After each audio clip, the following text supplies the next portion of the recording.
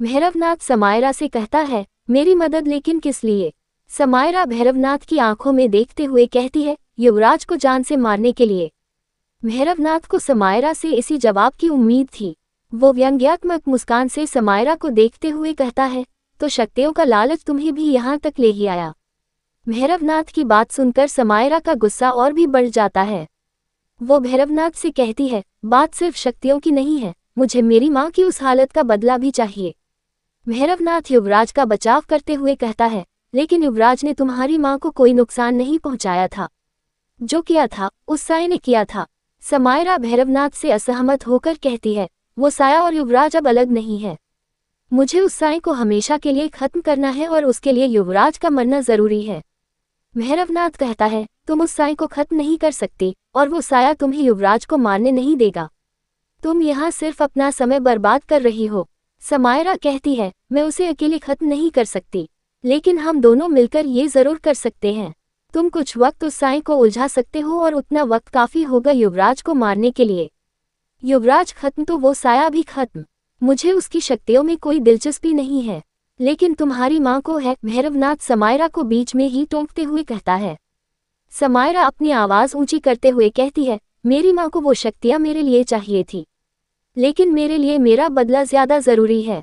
अब तुम बताओ, क्या तुम युवराज को खत्म करने में मेरी मदद करोगे? नहीं, भैरवनाथ मजबूती से कहता है। भैरवनाथ का जवाब सुनकर समायरा कहती है, क्यों बचाना चाहते हो उसे? भैरवनाथ कहता है, उसे बचाना मेरा फर्ज है। समायरा गुस्से में हंसते हुए कहती है, तुम्हारा फर्ज? अपने फर्ज के लिए उसे बचाना चाहते हो या अंत में उसे मारने के लिए? भैरवनाथ सहजता से कहता है, मैं तुम्हारी माँ की तरह नहीं हूँ, जो सिर्फ शक्तियों के लिए किसी की भी बलि दे दूँ। भैरवनाथ का जवाब सुनकर समायरा का चेहरा गुस्से से लाल हो जाता है।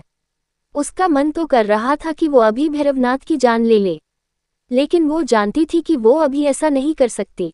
समायरा गुस्से से अपने दांत पीसते हुए कहती है, तुम मेरा साथ दो या ना दो, मैं उस साय से अपना बदला लेकर रहूंगी। इसके लिए मुझे युवराज की जान लेनी पड़े या किसी और की, मैं पीछे नहीं हटूंगी। ये कहकर समायरा वहां से चली जाती है। समायरा के जाने के बाद भैरवनाथ खुद से कहता है, बेवकूफ लड़की, इसे तो ये भी नहीं पता कि आज अगर ये जिंदा है तो सिर्फ उस साय की वजह से। ये कहकर भैरवनाथ फिर से अपनी आंखें बंद कर अपनी साधना में लग जाता है। इधर सुहानी डिनर करने के बाद अपने बेड पर बैठे हुए कुछ सोच रही थी।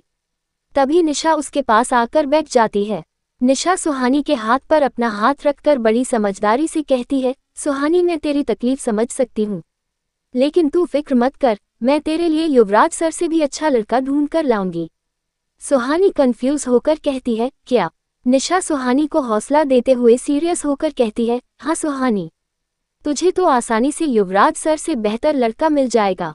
हमें क्या पता था कि युवराज सर ऐसे होंगे, दिखने में तो बिल्कुल नॉर्मल लगते हैं। अब पता चला कि आज तक उनकी कोई गर्लफ्रेंड क्यों नहीं बनी। सुहानी निशा को घूरकर कहती है, निशा तू कहना क्या चाहती है? निशा सुहानी को सुबह की इंसिडेंट याद दिलाते हुए कहती है, आज तूने युवराज सर के ऑफिस में देखा नहीं क्या, युवराज सर और वो लड़का? निशा की इस बात पर सुहानी को हंसी आ जाती है और जोर जोर से हंसने लगती है। सुहानी को इस तरह हंसते देख निशा और परेशान हो जाती है। वो सुहानी की फिक्र करते हुए कहती है, ओ गॉड, सुहानी तू ठीक है ना? शायद युवराज सर के धोखे की वजह से तुझे सदमा लग गया है। सुहानी शांत होकर कहती है, जैसा तू सोच रही है वैसा कुछ नहीं है। निशा कहती है, क्या मतलब? सुहानी कहती है, वो युवराज सर के कोई दोस्त होंगे, हम बस वहां गलत वक्त पर पहुंच गए थे। सुहानी की बात सुनकर निशा बेड से उठ जाती है और अपनी बात पर जोर देकर कहती है, मैं बिल्कुल सही सोच रही हूँ। वहां जो कुछ हुआ वो तूने देखा नहीं क्या? आज हम लोगों ने उन्हें रंगे हाथों पकड़ा है, और तूने नोटिस नहीं किया कि जब हम वहां पहुंचे तो युवराज सर का एक्सप्रेशन ऐसा था जैसे उनकी कोई चोरी पकड़ी गई हो। इससे ज्यादा तुझे और क्या प्रूफ चाहिए? सुहानी मुस्कुराते हुए निशा का हाथ पकड़कर उसे अपने बेड में फिर से बैठा देती है और कहती है, निशा तू गलत समझ रही है, ऐसा कुछ भी नहीं है। निशा फिर से बेड से उठ जाती है और कहती है, सुहानी तू युवराज सर के प्यार में अंधी हो गई है, सब कुछ सामने होते हुए भी तुझे कुछ भी दिखाई नहीं दे रहा है। ये कहकर निशा गुस्से में अपने बेड पर जाकर बैठ जाती है। सुहानी फिर से अपने बेड पर पीछे की तरफ टिककर बैठ जाती है और कमरे में लगी फैन को देखते हुए कुछ सोचने लगती है। निशा सुहानी को देखकर उस पर तरस खाते हुए कहती है, बेचारी सुहानी, लगता है आज युवराज सर को ऐसे देखकर उसे सदमा लगा है। ये कहकर निशा अपने बेड पर सो जाती है और कमरे की लाइट बंद कर देती है। सुहानी लाइट बंद होने पर भी बेड पर बैठे हुए अपने ख्यालों में खोई थी। उसके दिमाग में इस वक्त सिर्फ मिस्टर सक्सेना की स्टोरी चल रही थी। पता नहीं क्यों, लेकिन उसे मिस्टर सक्सेना और अपना एक्सीडेंट काफी सिमिलर लग रहा था। सुहानी अपने मन में कहती है, मिस्टर सक्सेना की बेटी शिवी की लाश नहीं मिली थी। मेरे सपने में जो इंसान मुझे दिखाई देते हैं वो भी शिवी शिवी ही आवाज लगाते हैं। मिस्टर सक्सेना और मेरा एक्सीडेंट एक ही साल में हुआ था, तो क्या? यही सब सोचते हुए सुहानी की आंख लग जाती है। आज रात सुहानी को फिर से वही सपना दिखता है। वो देखती है कि अंधेरी रात में एक कार काफी स्पीड में आगे बढ़ रही थी। उस कार की ड्राइविंग सीट पर बैठे हुए एक आदमी कार चला रहा था। सुहानी खुद को उसके पास वाली सीट पर बैठे पाती है, लेकिन वो अपना चेहरा नहीं देख पा रही थी। सपने में इंसान अक्सर खुद का चेहरा नहीं देख पाता। सुहानी देखती है कि अचानक कोई उसे पकड़कर कार से बाहर कूद जाता है और वो कार खाई में गिर जाती है। सुहानी सपने में जोर से चीखती है, पापा। ये आवाज बार बार सुहानी के कानों में गूंजने लगती है और सुहानी की नींद टूट जाती है। वो सच में जोर से पापा कहते हुए उठकर बैठ जाती है। सुहानी अब बुरी तरह से डर गई थी। शिमला की इस ठंड में भी घबराहट की वजह से सुहानी के माथे पर पसीना आ रहा था। उसका दिल बड़ी तेजी से धड़कने लगता है। सुहानी की आवाज सुनकर निशा भी नींद से जाग जाती है। अगले ही पल वो सुहानी के पास आकर बैठ जाती है। निशा सुहानी के कंधे पर हाथ रखकर कहती है, क्या हुआ सुहानी, तू ठीक है? सुहानी अपने दोनों हाथों से अपना सर पकड़ते हुए कहती है, फिर से वही सपना। निशा समझ जाती है कि सुहानी ने क्या देखा है। वो साइड टेबल पर रखा पानी की बोतल उठाती है और सुहानी को पानी पिलाकर फिर से उसे उसके बेड पर सुला देती है। निशा वापस अपने बेड पर बैठकर खुद से कहती है, आई होप सुहानी की मेमोरी जल्दी से वापस आ जाए और उसकी ये तकलीफें कुछ कम हो जाए। अगली सुबह सुहानी, निशा और विवेक कॉलेज ग्राउंड से चलते हुए कैंपस के अंदर जा रहे थे। निशा और विवेक एक दूसरे से बातें करते हुए आगे बढ़ रहे थे, लेकिन सुहानी आज भी उन्हीं ख्यालों में खोई थी जिनके बारे में वो कल रात सोच रही थी। तभी युवराज की कार भी ग्राउंड से होते हुए पार्किंग के पास जाकर रुकती है। उस कार की एक तरफ से युवराज बाहर निकलता है और दूसरी तरफ से अक्षय। उसे देखते ही निशा, सुहानी और विवेक रुक जाते हैं। कार से उतरकर अक्षय युवराज के पास जाता है और उसके कंधे पर हाथ डाल देता है। अक्षय के ऐसा करते ही युवराज उससे चिढ़ जाता है। युवराज उसे खुद से अलग करने ही वाला होता है, तभी उसकी नज़र सुहानी और उसके दोस्तों पर जाती है। युवराज देखता है कि सुहानी इस वक्त उसे ही देख रही थी और फिर से एम्बेरस हो जाता है। वो ये सोचकर थोड़ा घबरा जाता है कि शायद सुहानी उसे कुछ और ही समझ रही है। इधर निशा अक्षय को अजीब सी नज़रों से देखते हुए कहती है, देखा, उस लड़के ने युवराज सर को कैसे पकड़ कर रखा है। मुझे तो लगता है कि उसी ने युवराज सर को अपने प्यार के जाल में फंसाया होगा। निशा की बात सुनकर सुहानी और विवेक एक साथ कहते हैं, निशा जस्ट शट अप। ये कहकर सुहानी युवराज की तरफ बढ़ने लगती है। निशा भी उसके पीछे जाने को आगे बढ़ती है, तो विवेक उसका हाथ पकड़कर उसे रोकते हुए कहता है, तुम यहीं रुको, वहां जाओगी तो पक्का कोई न कोई गड़बड़ कर दोगी। विवेक के रोकने पर निशा अपना मुंह बनाकर वहीं रुक जाती है। सुहानी बिना किसी एक्सप्रेशन के युवराज की तरफ बढ़ने लग रही थी। उसे अपनी तरफ आते देख युवराज थोड़ा नर्वस हो जाता है और उसकी हार्ट बीट बढ़ने लगती है। सिर्फ सुहानी ही थी जो युवराज की धड़कनों को इस तरह से बढ़ा सकती थी, लेकिन युवराज की एक खासियत थी, वो अपनी फीलिंग कभी भी अपने चेहरे पर नहीं आने देता था। सुहानी युवराज के सामने आकर रुक जाती है। वो एक बार युवराज को देखती और फिर अपने नजरें इधर उधर घुमाने लगती। सुहानी थोड़ी परेशान और रेस्टलेस लग रही थी। युवराज उसे देखकर समझ जाता है कि सुहानी कुछ कहना चाहती है लेकिन कह नहीं पा रही है। अक्षय भी कंफ्यूज होकर सुहानी को ही देख रहा था। युवराज अपने एटीट्यूड में सुहानी से कहता है, कुछ कहना चाहती हो? सुहानी कुछ सोचकर हाँ में अपना सर हिला देती है। ये देखकर अक्षय कहता है, तो फिर तुम इतना डर क्यों रही हो? आई नो, युवराज थोड़ा खड़ूस दिखता है, लेकिन मेरा दोस्त दिल का बहुत अच्छा है। युवराज अक्षय को घूरता है और फिर सुहानी से कहता है, कहो क्या बात है? सुहानी थोड़ा झिझकते हुए कहती है, युवराज सर, क्या आप मुझे मी सक्सेना की कोई तस्वीर दिखा सकते हैं? युवराज सुहानी की बात सुनकर चौंक जाता है। लेकिन अगले ही पल वो समझ जाता है कि सुहानी युवराज से मी सक्सेना की तस्वीर क्यों मांग रही है। युवराज नहीं चाहता था कि सुहानी इस वक्त मी सक्सेना की तस्वीर देखे। वो सुहानी की मेंटल कंडीशन के बारे में अच्छे से जानता था। वो जानता था कि इस वक्त सुहानी का ज्यादा स्ट्रेस लेना उसके लिए खतरनाक हो सकता था। युवराज सुहानी से कहता है, मेरे पास मी सक्सेना की कोई तस्वीर नहीं है। सुहानी परेशान होकर कहती है, मुझे उनकी तस्वीर देखनी है। मैं जानना चाहती हूँ कि वो कैसे दिखते थे। युवराज इस वक्त खामोश रहकर सुहानी के मन को पढ़ने की कोशिश कर रहा था। अक्षय सुहानी और युवराज के बीच की बातें सुन रहा था। वो उनके बीच में आते हुए कहता है, क्या तुम दोनों मी महेश सक्सेना की बात कर रहे हो? सुहानी अक्षय को देखते हुए हाँ में जवाब देती है। अक्षय हल्की हंसी के साथ कहता है, बस इतनी सी बात। मी महेश सक्सेना की तस्वीर तो मेरे पास है। ये सुनते ही युवराज घूरकर अक्षय को देखने लगता है। वो परेशान होकर अपने मन में कहता है, कहीं ये सुहानी को सच में मी सक्सेना की तस्वीर ना दिखा दे। युवराज अक्षय से कहता है, तेरे पास मी सक्सेना की तस्वीर कहाँ से आ गई? अक्षय युवराज को जवाब देते हुए कहता है, मी सक्सेना मेरे आइडल थे। जब मैं छोटा था तब बड़ा होकर उनके जैसा बनना चाहता था। तू तो जानता है ना कि मेरे डैड उनकी कंपनी में काम करते थे। एक दिन मैं मॉम डैड के साथ उनकी बेटी के बर्थडे पार्टी में गया था। मेरे घर में उस दिन की तस्वीर थी जिसे मैंने अपने मोबाइल में ले लिया। उन्हें देखकर मुझे आज भी इंस्पिरेशन मिलती है। अक्षय की बात पूरी होते ही सुहानी उससे रिक्वेस्ट करते हुए कहती है, प्लीज क्या आप मुझे उनकी तस्वीर दिखा सकते हैं? अक्षय मुस्कुराते हुए सुहानी से कहता है, ऑफ कोर्स व्हाई नॉट। ये कहकर अक्षय अपना फोन निकालकर उसमें वो तस्वीर ढूंढने लगता है। युवराज अक्षय को वहां से ले जाने की कोशिश करते हुए कहता है, अक्षय चल यहाँ से, मुझे एक जरूरी काम है। अक्षय युवराज की बातों को नजरअंदाज करते हुए अपने फोन में वो तस्वीर ढूंढ लेता है। वो अपनी मोबाइल स्क्रीन सुहानी की तरफ करते हुए कहता है, ये है मी सक्सेना। अक्षय की सुहानी को तस्वीर दिखाते ही युवराज डिसअपॉइंटेड से अपनी आंखें बंद कर लेता है। जैसे ही सुहानी मी सक्सेना की तस्वीर देखती है, वो हैरान रह जाती है। वो देखती है कि मी सक्सेना वही आदमी है जिन्हें वो आज तक अपने सपनों में देखते आए हैं।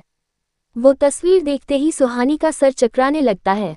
अगले ही पल अक्षय अपनी मोबाइल स्क्रीन स्लाइड करके सुहानी को अगली तस्वीर दिखाता है, जिसमें शिविका मी सक्सेना के साथ अपना बर्थडे केक काट रही थी।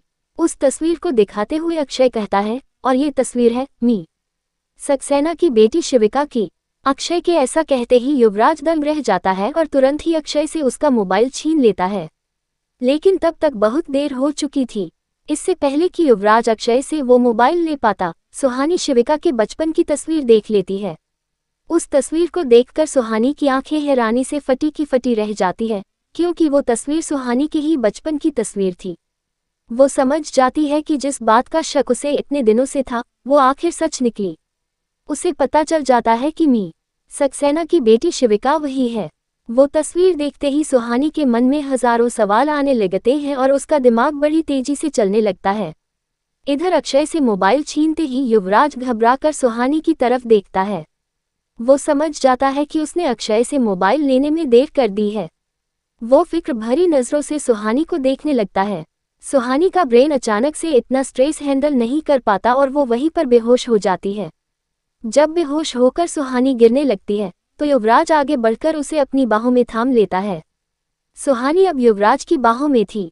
युवराज ने एक हाथ से सुहानी को पकड़ा था और दूसरे हाथ से उसके गाल पर हल्की थपकी देकर उसे होश में लाने की कोशिश कर रहा था। सुहानी के इस तरह बेहोश होने पर युवराज बहुत घबरा गया था। ये सब देखकर निशा और विवेक भी दौड़ते हुए सुहानी के पास आ जाते हैं। निशा भी सुहानी को आवाज देकर उठाने की कोशिश करती है, लेकिन सुहानी को होश नहीं आता।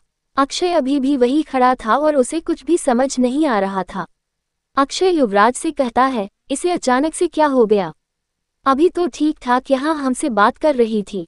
अक्षय के ऐसा कहने पर युवराज उसे गुस्से से घूरकर देखने लगता है।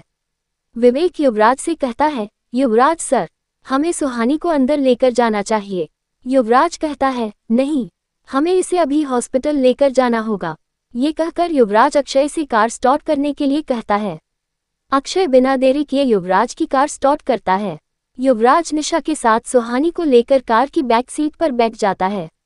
विवेक कार की फ्रंट सीट पर बैठ जाता है और अक्षय कार को हॉस्पिटल की तरफ बढ़ा देता है। युवराज पूरे रास्ते सुहानी का हाथ थामे हुए उसे जगाने की नाकाम कोशिश कर रहा था। निशा युवराज के इस फिक्र को देख पा रही थी। उसे युवराज के चेहरे पर सुहानी को खो देने का डर साफ दिखाई दे रहा था। हॉस्पिटल पहुंचते ही सुहानी को स्ट्रेचर पर लेटाकर हॉस्पिटल के अंदर ले जाया जाता है। डॉक्टर अंदर सुहानी का चेकअप करने लगते हैं और बाकी के लोग हॉस्पिटल के बाहर डॉक्टर के आने का इंतजार करते हैं। हॉस्पिटल रूम के बाहर निशा और विवेक चेयर पर बैठे थे। अक्षय उनके पास ही खड़ा था, लेकिन युवराज बेचैनी से इधर उधर चल रहा था। युवराज को ऐसे देखकर विवेक निशा से कहता है, वहां देखो। उन्हें देखकर कोई भी बता देगा कि युवराज सर को सुहानी की कितनी फिक्र है। मुझे तो समझ नहीं आ रहा कि युवराज सर ने सुहानी को ना क्यों कहा। विवेक की बात सुनकर निशा अक्षय को तिरछी नजरों से देखते हुए कहती है, इसकी वजह से। निशा की जवाब सुनकर विवेक अपना सर पकड़ लेता है और आगे कुछ भी नहीं कहता। कुछ ही देर में डॉक्टर जोशी बाहर आ जाते हैं। उनके बाहर आते ही सभी उनके पास जाकर सुहानी की कंडीशन के बारे में पूछने लगते हैं। डॉक्टर जोशी युवराज से कहते हैं, मिस्टर दीवान, सुहानी को स्ट्रेस की वजह से चक्कर आ गया था, अब वो बिल्कुल ठीक है। और क्या डॉक्टर? युवराज बौखलाहट के साथ कहता है। डॉक्टर जोशी आगे कहते हैं, सुहानी आप लोगों से कुछ बात करना चाहती है, आप अंदर आ जाइए। सभी लोग उस वार्ड के अंदर चले जाते हैं। वहां सुहानी बेड पर लेटी हुई थी। रूम के अंदर जाते ही निशा सुहानी का हाथ अपने दोनों हाथों में लेकर फिक्र के साथ कहती है, सुहानी तू ठीक है ना? क्या हो गया था तुझे? विवेक भी निशा के पीछे खड़ा था। बेड के दूसरी तरफ डॉक्टर जोशी और युवराज खड़े थे। युवराज नहीं चाहता था कि अक्षय सुहानी की बातें सुने, इसलिए उसने अक्षय को किसी काम का बहाना बनाकर हॉस्पिटल से बाहर भेज दिया था। उन सभी के अंदर आते ही सुहानी बेड पर टिककर बैठ जाती है। सुहानी के चेहरे पर डर, परेशानी, घबराहट सब एक साथ दिख रहा था। सुहानी निशा को देखकर कहती है, मिस्टर सक्सेना ही मेरे पापा हैं क्या? विवेक हैरानी से कहता है। सुहानी की बात सुनकर निशा और युवराज शांत रहते हैं। युवराज ये बात पहले से जानता था और निशा को भी इस बात का अंदाजा था। युवराज सुहानी के पास रखी चेयर पर बैठ जाता है और उससे कहता है, क्या तुम्हें कुछ याद आया? सुहानी युवराज की तरफ देखते हुए कहती है, मुझे हर रात सपने में जो इंसान दिखते हैं वो मिस्टर सक्सेना हैं, और आपके फ्रेंड ने मुझे मिस्टर सक्सेना की बेटी शिविका की जो तस्वीर दिखाई थी वो तस्वीर मेरी है। युवराज सुहानी की आंखों में देखते हुए कहता है, सुहानी क्या हुआ था उस रात? सुहानी कहती है, उस रात मैं पापा के साथ कार में थी और कार आउट ऑफ कंट्रोल हो गई थी। शायद कार के पीछे कोई बैठा हुआ था। पापा ने उससे कहा कि शिवी का ध्यान रखना और अगले ही पल वो मुझे पकड़कर कार से बाहर कूद गया। इसके बाद पापा कार के साथ उस खाई में। कहते कहते सुहानी की आंखों से आंसू बहने लगते हैं। निशा सुहानी के पास जाकर उसे हक करते हुए सांत्वना देने लगती है। विवेक को तो कुछ समझ ही नहीं आ रहा था कि वहां हो क्या रहा है। युवराज आगे कहता है, तुम लोग उस रात कहाँ जा रहे थे? सुहानी नम आंखों के साथ कहती है, मुझे नहीं पता, बस इतना याद है कि पापा कह रहे थे, शिविका हमारी आखिरी उम्मीद है, हमें उसे बचाना होगा। इससे आगे मुझे कुछ भी याद नहीं आ रहा है। ये कहते हुए सुहानी फूट फूट कर रोने लगती है। सुहानी को ऐसे रिएक्ट करते देख डॉक्टर जोशी बीच में आकर कहते हैं, इट्स ओके सुहानी, तुम्हें बिल्कुल भी स्ट्रेस लेने की जरूरत नहीं है। तुम्हारी मेमोरी वापस आ रही है, जल्द ही तुम्हें सब कुछ याद आ जाएगा, लेकिन उसके लिए तुम्हें स्ट्रेस फ्री रहना होगा। डॉक्टर की बात सुनकर सुहानी हाँ में अपना सर हिला देती है। डॉक्टर जोशी युवराज को इशारा करके रूम से बाहर आ जाते हैं। युवराज भी उनके पीछे पीछे बाहर आ जाता है। डॉक्टर जोशी युवराज से कहते हैं, मिस्टर दीवान, सुहानी की मेमोरी मेरी उम्मीद से कहीं ज्यादा जल्दी वापस आ रही है। मुझे लगता है कि 1 महीने के अंदर ही उसे धीरे धीरे सब कुछ याद आ जाएगा। ऐसे में उसका हॉस्टल में रहना ठीक नहीं है, उसे बहुत ज्यादा देखभाल की जरूरत है। युवराज डॉक्टर जोशी की बातें सुनकर सोच में पड़ जाता है। डॉक्टर जोशी आगे कहते हैं, मैंने सुहानी की मेडिसिन में कुछ चेंजेस किए हैं। आपको ध्यान रखना होगा कि वो सारी दवाएं टाइम पर ले और स्ट्रेस बिल्कुल ना ले। स्ट्रेस सुहानी के लिए काफी डेंजरस हो सकता है। युवराज हाँ में अपना सर हिलाकर डॉक्टर जोशी से कहता है, ओके डॉक्टर, मैं ध्यान रखूंगा, थैंक यू। डॉक्टर जोशी वहां से चले जाते हैं। युवराज फिर से उस कमरे के अंदर जाता है। वहां सुहानी निशा और विवेक से कुछ बातें कर रही थी। युवराज सुहानी के पास आकर उन तीनों से कहता है, मुझे तुम तीनों से कुछ जरूरी बात करनी है। युवराज के ये कहते ही वो तीनों उत्सुकता से उसकी तरफ देखने लगते हैं। युवराज आगे कहता है, हमें इस बात को सीक्रेट रखना होगा कि सुहानी ही मिस्टर सक्सेना की बेटी शिविका है। ये सुनकर निशा तुरंत कहती है, लेकिन क्यों सर, इसकी क्या जरूरत है। निशा की बात खत्म होते ही विवेक भी कहता है, हाँ सर, ये बात छुपाने की क्या जरूरत है। मिस्टर सक्सेना शिमला के सबसे अमीर इंसान थे। आज भी उनकी करोड़ों की प्रॉपर्टी शिमला में है और सुहानी उसकी एकलौती वारिस है। अपनी आइडेंटिटी रिवील करके सुहानी का प्रेजेंट और फ्यूचर दोनों सिक्योर हो जाएगा, लेकिन उसकी जान खतरे में पड़ जाएगी, युवराज कहता है।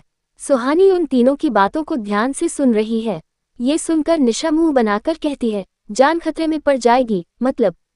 युवराज उन्हें समझाते हुए कहता है, ये बात तो क्लियर है कि मी सक्सेना को पता था कि कोई उन्हें और उनकी बेटी को मारने की कोशिश कर रहा था और उसी से बचने के लिए वो शहर से बाहर जा रहे थे।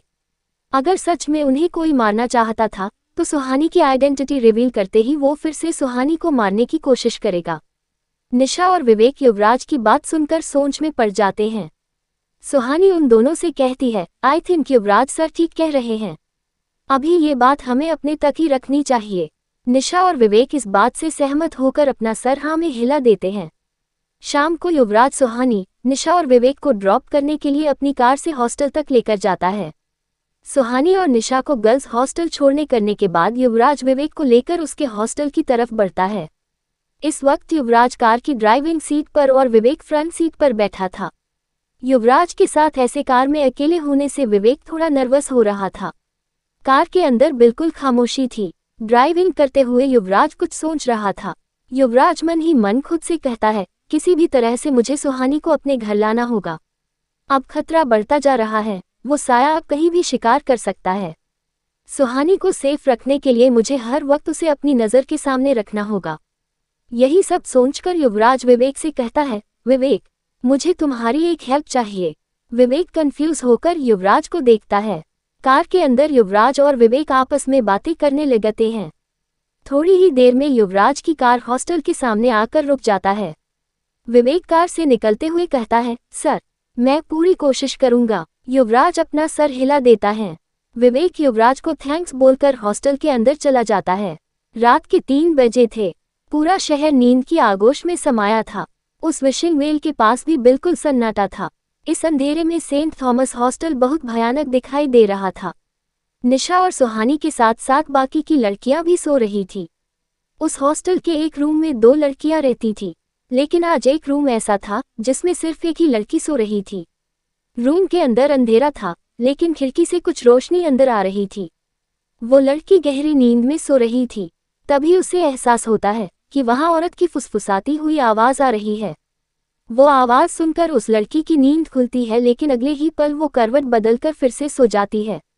कुछ देर बाद उसे फिर से वही फुसफुसाती आवाज सुनाई देती है।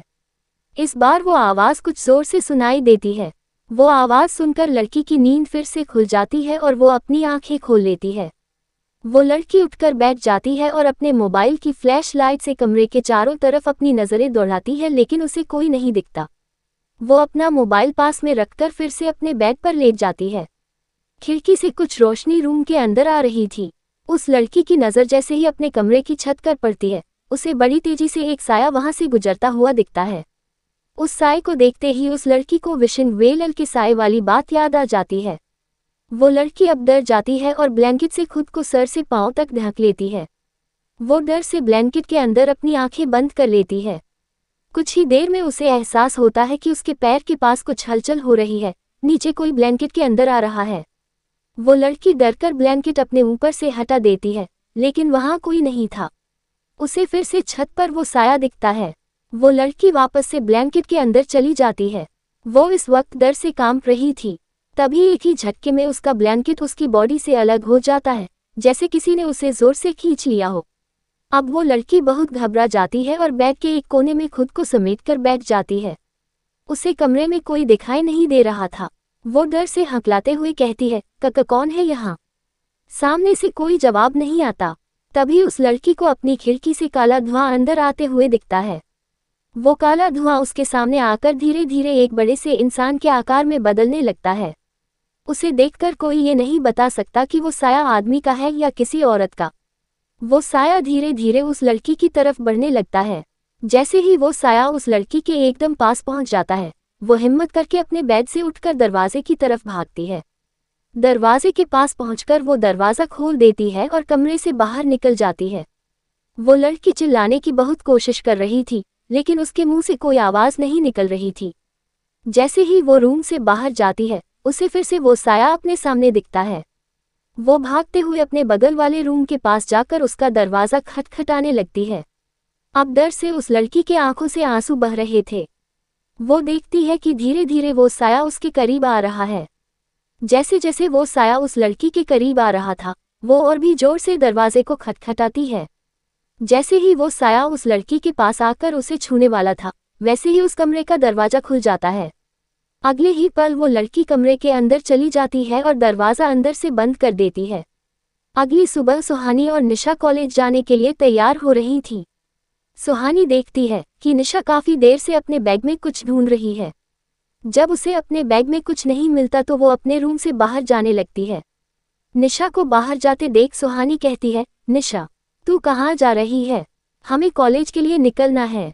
निशा सुहानी की तरफ मुड़कर कहती है, यार, मेरा हिस्ट्री का नोट शायद रिया के पास है, उससे वो लेकर आती हूँ। ये कहकर निशा कमरे से बाहर चली जाती है। निशा के बाहर जाने के बाद सुहानी कॉलेज के लिए अपने बुक्स अरेंज करने लगती है। सुहानी अपना काम कर ही रही थी, तभी उसे किसी की चीखने की आवाज़ सुनाई देती है। वो आवाज़ निशा की थी। निशा की चीख सुनते ही सुहानी रिया के रूम की तरफ बढ़ती है। वहां जाकर सुहानी देखती है, निशा किसी मूर्ति की तरह खड़ी है और आंखें फाड़कर अपने सामने देख रही है। निशा की आंखों में इस वक्त खौफ था। ये देखकर सुहानी उस रूम के अंदर जाती है। अंदर जाते ही सुहानी जो देखती है, उसे देखकर वो भी अवाक रह जाती है और उसके मुंह से एक शब्द भी नहीं निकलता। कमरे के अंदर 3 लड़कियों की लाश पड़ी थी। आगे की स्टोरी अगले एपिसोड में।